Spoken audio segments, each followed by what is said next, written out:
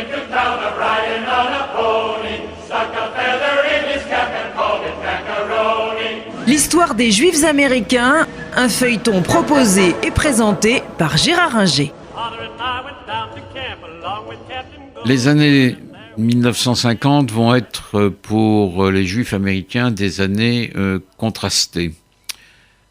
Le début de la période est loin d'être favorable politiquement aux Juifs parce que le maccarthisme va régner au moins jusqu'en 1953-54 et que ce maccarthisme, cette fermeture et ce repli des États-Unis sur eux-mêmes, sur le plan idéologique, cette lutte paranoïaque anti-communiste, cette méfiance à l'égard de tout ce qui est étranger, ne peut pas convenir aux Juifs. Et beaucoup de Juifs progressistes, et aux États-Unis, ils étaient nombreux à l'époque, beaucoup de ces Juifs progressistes, à Hollywood, mais pas seulement, vont être victimes du maccarthisme qui va faire régner un climat pesant sur l'ensemble du pays. La période va également être marquée par le procès des époux Rosenberg. À partir de 1951, les époux Rosenberg qui seront exécutés en 1953 pour espionnage en faveur de l'Union soviétique. Et ils seront accusés d'avoir transmis des secrets importants, notamment concernant la bombe atomique, à l'Union soviétique. Il y a une campagne menée par le Parti communiste un peu partout dans le monde en faveur des époux Rosenberg. Aux États-Unis, les Juifs américains ne bougent pas par crainte de manifestations antisémites. Alors, on sait qu'aujourd'hui, que Julius Rosenberg était certainement coupable d'espionnage en faveur de l'Union soviétique. Sa femme, Ethel, l'était beaucoup moins, elle était à peine impliquée. Mais lui, il n'y a aucun doute, on a maintenant toutes les preuves que c'était effectivement un espion. Le problème, c'est qu'en matière d'espionnage, les affaires se règlent généralement par des échanges d'espions.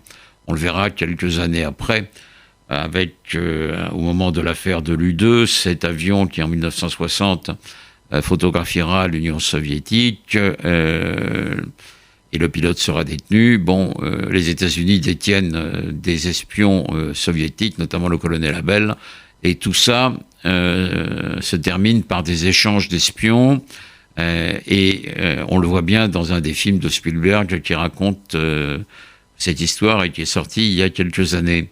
Là, on exécute. C'est la seule fois où on exécute des espions, et le fait qu'ils aient été juifs n'est sans doute pas indifférent au sort qu'ils subiront sur la chaise électrique dans l'État de New York en 1953. Tout ça crée un climat assez lourd qui va continuer avec l'élection d'Eisenhower, républicain, alors que les Juifs votent démocrates à 70-80%. Jusqu'à aujourd'hui, il n'y a pas de changement, pratiquement. Et Eisenhower, qui est élu sous l'étiquette républicaine en 52 et réélu en 56, depuis la mort de Roosevelt, un amendement a été passé pour qu'on ne puisse pas dépasser 2 mandats. Mais Eisenhower va faire ces 2 mandats. En 1956, éclate l'affaire de Suez, et les États-Unis ne vont pas prendre position pour leurs alliés français, anglais, ni pour Israël, qui n'est pas à l'époque leur allié, avec qui les relations sont correctes mais sans plus.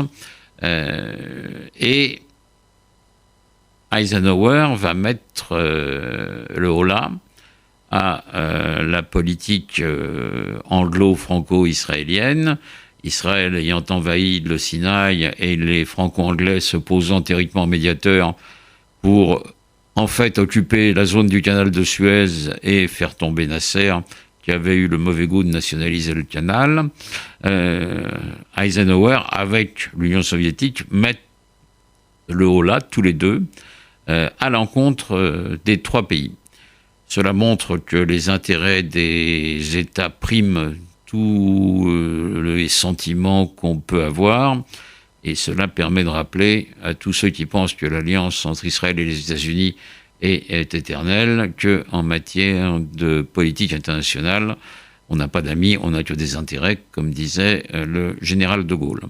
Donc les années 1950 ne sont pas très favorables aux Juifs dans beaucoup de domaines, mais dans la vie intérieure américaine, malgré un certain antisémitisme qui existe, il y a un film avec Gregory Peck qui s'appelle Le plafond de verre et qui montre bien que l'antisémitisme était toujours présent.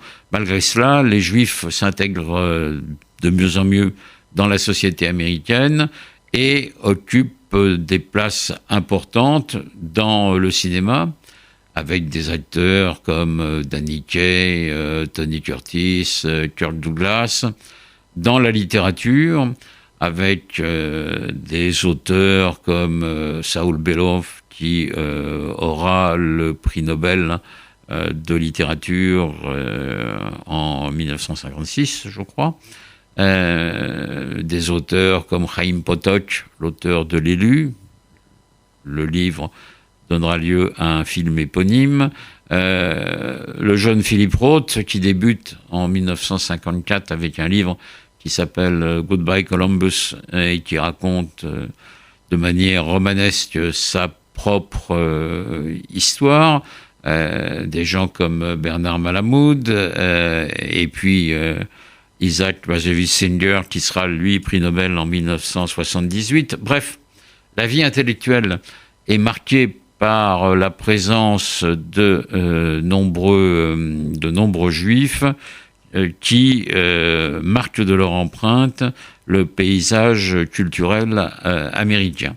Et dans la vie économique, si on trouve peu de juifs dans l'industrie, qui est dominée par des magnats républicains, notamment l'industrie du pétrole, qui a donc partie liée avec le monde arabe, dans les professions libérales, qu'il s'agisse de médecine ou bien de professions juridiques, les juifs sont très nombreux et s'épanouissent de mieux en mieux dans la société américaine, et on retrouvera cet épanouissement au cours des années 1960.